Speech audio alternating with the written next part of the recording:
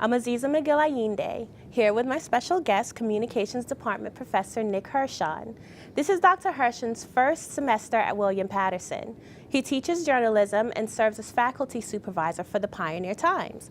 Before landing at WPU, Dr. Hirshon was, among other things, a reporter for the New York Daily News. Welcome, and how are things going so far? Thank you very much. They're going very well. Thanks for having me. All right, so I'd like you to share some of the highlights from your years at the Daily News. What were some of the big and/or exciting stories? Well, I worked there for 6 years, 2005 to 2011, so there were a lot of stories. I wrote more than 1,000 stories.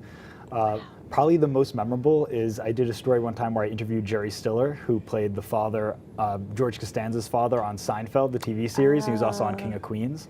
I did a really fun story where I actually drove him back to the house where the exterior shots from the Costanza home were filmed in the show, Seinfeld.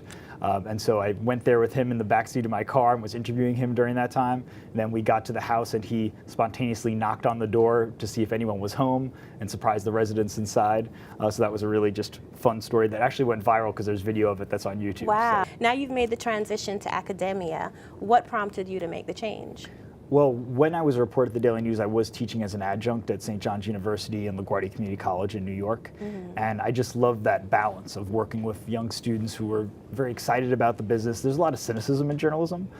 So to have young people who are excited about the future and what they're going to do and just kind of impart some of the things that I had been learning on the job was really exciting. What are your thoughts on preparing students for jobs in news, in new news media?